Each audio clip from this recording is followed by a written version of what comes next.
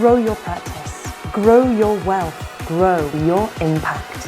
Find out how to spend less time in the dental chair and more time on the things you love. Welcome back to the Dental Wealth Podcast. Glad to have you back for another episode. Always glad to have you here. We are in the new studio. Now, if you're watching on YouTube, it might look pretty similar, but you're going to see over the next few months some different sets and some different things we're doing. We've actually, I think our space is probably about 5 times as big. And so we're excited. At Tower Leadership, we do a lot of video content and a lot of things. So we're excited about the new studio, the new space. Thanks for bearing with us while we made a little bit of transition there. But glad to have you back. And I'm always happy to hear all your comments and always keep sending those in. We love to hear it. We love the feedback. Today, I want to talk about really just a simple change that sometimes if we make simple changes, and really I should say often and most often when we make simple changes in our business model, it has a dramatic effect. Well, simple changes having a dramatic effect on your business and what the results are. And sometimes we get focused on the wrong thing. And so what we do is we get focused on a symptom instead of the true problem or true focus in an organization.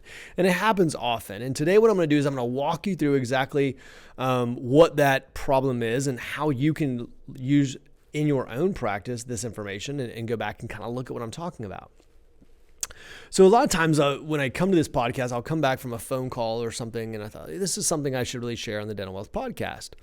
So I was talking to a doctor, and we were just talking about literally a revenue goal he was trying to hit. And so he was like, I really want to hit it. It was a pretty big goal, by the way. It's a pretty significant goal. And so what happens is people start to, when they have a big goal like that, so let's just go to January 1. I always love that. That's like January 1 goal where people, let's say they were doing 1.5. And they wake up and they go, this year they're going to do 1.8. And so it's like, well, how are you going to do that? I'm going to work harder. That's not, by the way we do it. Now, some people do need to work harder, but that's not typically the way we would do it. So what happens is people are like, well, I'll just work harder. But it's like, work harder on what? And so for this doctor, what we did is, and I want you to think about this for yourself. There's 3 ways we grow a business. There's always 3 ways we grow a business. I want you to write these down. If you've never written these down, I think you should. So it's always going down to the number of patients, clients, right? It's always the number of people coming in through the door. So how many patients are walking through the door? How much is the average revenue? And then how often do they buy? That's for every industry across the board. And so what happens is when we look at this, we go, okay, if that's the case, then all we have to do sometimes is focus on how many patients are walking through the door. It's as simple as that sometimes. How many patients are walking through the door? And then what we do is we move levers to fix the problem based on that. So let me give an example of what I mean. What I was doing is I had this doctor collect information over the last 45 days. And so what I said, I want you over the next 45 days, I want you to track literally how many patients, not new patients, by the way, so many people want to focus on new patients because they're trying to sell you some marketing system. Patients, period. I don't care if they're new. I don't care if they're emergency. I don't care. I want to know how many patients walked in your door. Then what I said, I want to track that. And then what we're going to do is we're going to divide that number of patients into the total amount of revenue that comes in the door. So we're going to look at how many people walked in and then how much was revenue that came off of this, because then we get an average revenue per patient. So we go, okay, well, this is the average. Every time someone walks in the door, and by the way, this is statistics. That's why I wanted him to do it over 45 days and not a week. And by the way, you could do 12 months. You could do 24 months. I mean, you can start to figure those things out. I mean, obviously, the large number kicks in. So what we did was we said, okay, well, if we looked at that, we would go and say, hey, look, the average person was bringing in X amount, and we had an average of this many patients.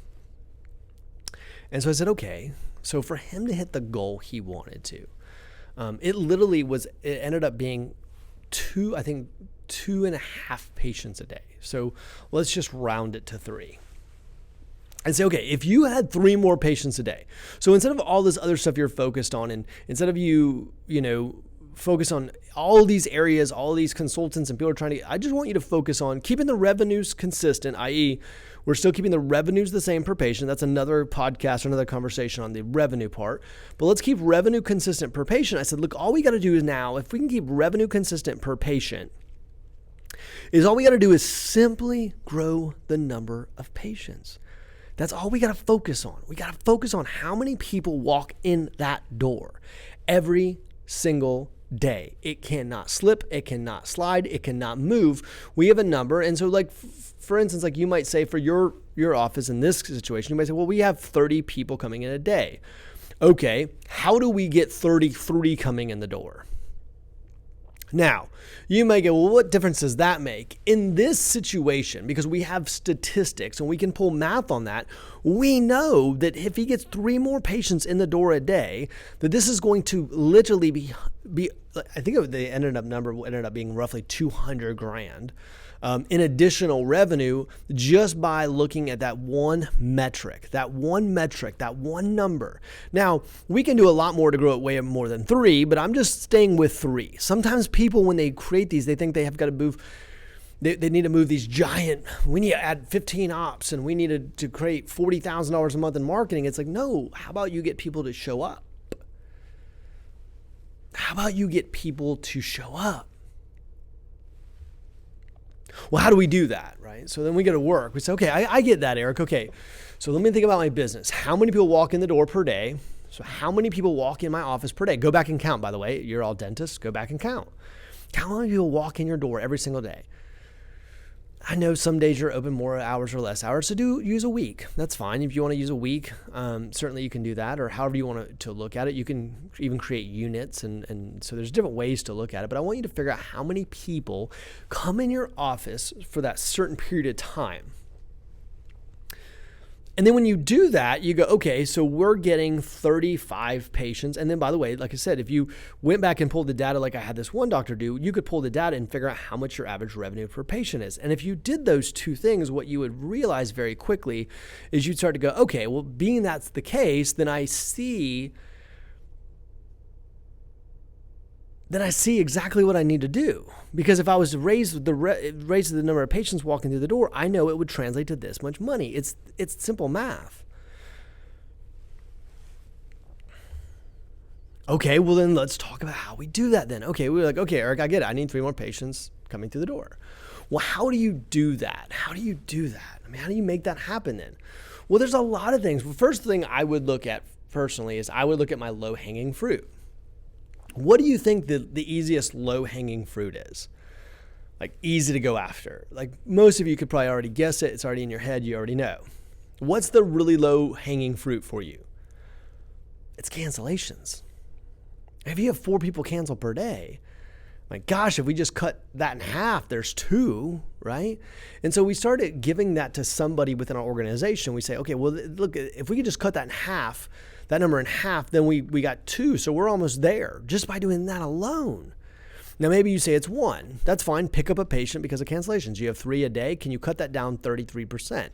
And that's a number you need to focus on. By the way, I would have like a giant thermometer on your wall or whatever. Right? Maybe instead of tracking revenue, because revenues maybe are consistent per patient, maybe you need to do a big thermometer and count how many patients walked through the door. I'm serious. Like how many patients walked through your door? And then have a patient amount per month. Don't have a revenue goal. Maybe it's a patient goal you need. All these consulting companies out there telling you, well, you need revenues. I'll grow your revenues. You want to grow your revenues? Increase the number of people walking through your door. It's how you increase revenues. So, okay, well, that's one low-hanging fruit. There's probably 2 or 3 times in a day where I'm sitting around and people aren't showing up. We have hygienists sitting around or the doctor sitting around because we need to find a better way to do that. And one of the things that we teach and a lot of other companies teach is how to do that, how to make sure your cancellation rate's lower. But I'm sure you have a lot of things in your practice right now and the knowledge to go back and do that. How about marketing? Are you truly investing in marketing? Because here's the thing is like, if you're not marketing, if you're actually not marketing, if you're not putting money into marketing, then what you're doing is you're losing opportunity. You're losing opportunity to that phone to ring. So maybe one of the things you need to do for your office is you go back and look at it and say, my gosh, we're not really marketing, or our marketing is effective and maybe we need to double down. Maybe we need to put more money in marketing because of the fact that we still have holes on the counter. We still have opportunity. We still have places to put people. And so the truth is that we have the capacity to see people. We have the chairs, we have the talent and team to do it, but we don't have enough people calling. So maybe in your situation, you go back and look and say, okay, well, look, let's go grab one of these people from cancellations. Let's grab one of them from cancellations. That would be one thing we could do. And then, so okay, we got one person there. We're trying to get to 3 people. We say, okay, great. Well, if we just did a little marketing, some of you don't do any marketing, but if we started to pick up marketing, you could see very quickly, you'd go, oh my gosh, all right, now we got 2 more patients. Could you get 2 more patients walking? I mean, this is a pretty simple one. 2 more patients. Some of you only open 4 days a week, which is another reason why you're struggling with patients. But if you're only open 4 days a week, can you get another 8 patients, right? Can you get another 12 patients a week? Could you do that? Could you average 2 more new patients a day? Of course you could, or 2 more patients. Maybe it's going back and doing a campaign. Sometimes when we get to marketing, people think that they can only do marketing towards new patients because that's what everyone's selling these days. Some of you need to reactivate patients that love, know, and respect you and just haven't been in a while. Some of you need to target and get people to increase frequency, i.e. come back for more often for other things within your practice, so that maybe it's a campaign you run internally to patients to get them to show up. So there's marketing and complexity obviously around that, but look, we need to be doing some of that to get the phone ringing more often. So even between those 2 things, if I stopped right there and said, okay, end of podcast, done for today, and I wrapped it up and you just said, let's go after cancellation and let's increase marketing spend, I would argue right there you would get the patients. I would argue right there that you would get the patients. You'd all of a sudden, for most of you, you would increase your revenues 6 figures just by doing those 2 simple things. Now you can go back and do the math on this, and if you need help, reach out to us and I'll walk you through the math, or our team will. But I mean, you could do that. You could see that. That's simple enough, Eric. Okay. Well, then where else could we find leaks? I mean, I'm having fun, Eric. I'm doing this. I'm hearing what you're saying. So let's keep working. Let's keep moving. All right, where else is there opportunity? Okay, well, some of the opportunity might be the fact of this is where we go phoning. See, we do this phoning thing. By the way, there's more companies selling phoning systems, I think, than there are like dentists these days. So many people are selling their phoning systems. So there's 10 tips to convert phones and phoning language and AI phoning systems and all these phoning. Well, to give credit, that's where so many of you have the leaks. So many of you have leaks on that side. So, I mean, that's why so many of these companies cater to that side, to be fair to them, because it's so many of you are losing the momentum there. But here's the thing I want you to understand is that a lot of those companies aren't really looking from a true MBA standpoint. They're kind of in their little tiny niche, but they're from an MBA standpoint, what are we trying to do? And they'll say new patients. It's not just new patients. It's all patients. It's all patients. I'm trying to get the number of people walking through the door to increase. That's my goal. It's the number of people, not just the new people. Now, we do want a percentage of new people walking through the door. That is true. That is true. We do want a percentage of new people walking through the door. So yeah, I would absolutely make sure I'm getting so many new people walking through the door, and I would be pushing that number up. But it's not just new. It's all patients. So one of the things we could do is we can market internally to existing patients and increase those people coming in. We could market externally and try to get new patients to come in. Both are effective. Then we use the phone training that you've been given or taught by somebody. Most of you at this point have had that. Then we got to get really, really, really great at these phones. So interesting. Someone asked me recently, they said, if you were going to hire a phoning person, they were like, I would hire someone who's an extrovert, who knows how to sell on the phone. And by the way, you say, well, sales, yeah, they're your front line. They're the person converting these people to show up to your door. Yeah, I need somebody who can really answer the phone. I'd pay more for that person, to be honest with you. One of the lowest paid positions is the person answering the phone. That's a darn shame. There's no other industry that would do that. Because you see that person that's answering the phones as receptionists, so to speak, and they're not. They're your front line. So now also we say, okay, let's go after the cancellation policy. Gosh, we could pick up a patient or two there. We do some marketing internally, externally. My gosh, there alone, we could blow by another 2 patients a day. And so we go, if we pick up the phones, if we just get really efficient on the phones, because we got people calling because of our marketing campaigns, and then we got really good on the phones, we started converting those people that were calling. Now we got to look at scheduling, and we got to say, okay, do we have room for these people? And maybe we become efficient with the calendar. Maybe it's through block scheduling. Maybe we just need to be more efficient on where we're scheduling people. Maybe we look at some of the breaks we're taking. And we start to become really, really efficient with the scheduling. Of course, we teach you how to all do this, and a lot of other companies teach you how to do this. I mean, look, this idea of creating this system, but this is MBA stuff, but the MBA part isn't learning how to pick up the phone. The MBA part is understanding as a CEO that what you're trying to drive is the number of patients. That's your target, okay? I'm trying to that's the MBA. The MBA CEO says, I want the number of people walking through that door to increase. The consultant says, well, how do we answer the phone? They don't really understand the MBA side. You want to focus on the MBA side, which is to say, like as a CEO, I need to make sure we're hitting so many people walking through that door because I know my average revenue for a patient and I know it's going to drive my numbers up. That's what CEOs do. They look at those type of metrics. I know that we have softwares that tell you the ambient temperature of the hygiene room, how that affects production, all these other 400 freaking dials. But it's like most people aren't even focusing on, this is my problem with some of these softwares that are spitting out a gazillion numbers. It's like, look, I think you need to focus on one of the main focuses in your practice is the number of people walking through the door. And if you're missing that number, why are you even focusing on everything else? You're losing revenue just at the door.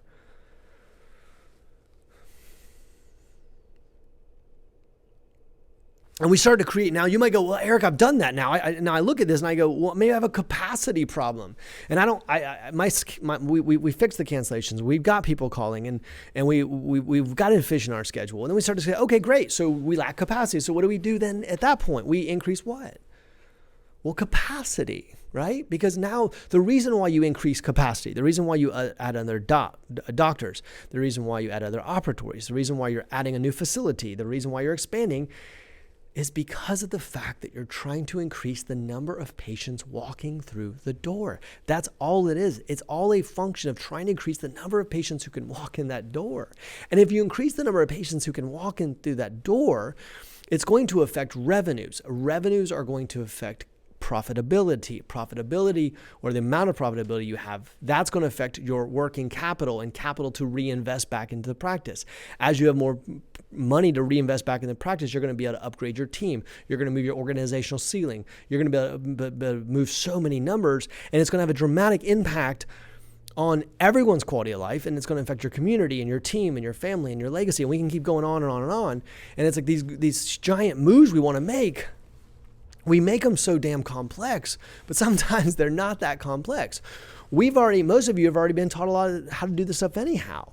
But I want you to think about this and go, like, maybe I'm focusing on all the wrong things. And we spend so much time, I just saw I'm not even going to talk about the company. I'll try to stay on like the politically correct side or something. But there's like this company who was like, they charge $180,000 for a piece of equipment that 90% of dentists who buy don't use anyhow. Maybe that's a high statistic. Maybe it's not true, but it's a large portion don't use it. And now they're like, trade it in, get the new one, and you'll save some money. It's like, that doesn't even have an ROI. Like, it doesn't even make sense. And so people start focusing on all these other things, and they start focusing on all these other numbers, and then they let these consultants push them in these weird directions. And it's like, look, sometimes let's stop the noise, slow down as a CEO and go, if I know the average revenue of somebody walking through my door, and I know that's consistent, then what I need to do is increase the number of people walking through my door. And then I say, how do I do that? And then I walk through these steps. And then those steps give me action steps. And then I look at the obstacles of putting those in place. And then I put those things in place. And then I track those. And I use my leadership team and my executive team, and we go through those metrics. And I make somebody responsible for those metrics. And as we do that, we start to see revenues increase. And as revenues increase, we increase capacity, and we continue to expand this. And then we can talk about average revenue. And so there's this function of saying, look, sometimes it's just in the small moves. Is it simple as sometimes increasing the number of patients 2 to 3 a day that can have a dramatic impact of revenues? Of course it is. Sometimes it's these little moves that are made daily. And if you make those little moves, and if it's the difference between you having 30 patients and 33 patients, if you start doing the math behind that and start actually figuring out what that looks like, you'll start to realize that it has a dramatic impact in revenues, it has a dramatic impact in capital, and it has a dramatic impact on your ability to grow and have the significant change that you want to and the impact for your practice. So get to work on those things this week. I would challenge you to do that. Like, take this podcast and go back and put these things in place. And look, I mean, how to do all these individual things. If you need some coaching on it, yeah, of course, reach out. We'll be more than happy to help you on it. Maybe you already have somebody you're working with that can help you on those things. That's fine. But I know that I want you to focus on key things that are going to move your practice and move the metrics on your practice. And when you start focusing on those areas, you're going to be able to make big moves in the overall revenue of the practice. And like I said, you're going to have the practice you've always wanted, and stay away from the so much focus just on the phones. The phones is a function of what you're trying to get accomplished. The schedule is a function. Adding chairs are a function of really the true problem, which is you need more patients walking through the door. And don't let people just tell you it's just new patients. It's not just new patients. It's patients, period. Some of the greatest people to go to are people that know, like, and trust you. So I hope you guys enjoyed this. Make sure you're putting this stuff into place. I mean, these are kind of nuggets that you get rewarded for taking the time to listen to something like this. So I always appreciate you listening. Share it. I always tell you, I'm going to, constantly reiterate that. And yeah, of course, I'd love to see, this Dental Wealth podcast is growing. It's one of the fastest growing dental podcasts. I mean, our numbers are going up and up and up at a dramatic rate. I assume and I hope that's because we're giving you great content. But one of the greatest things you can do is, I would like to continue to see it growing.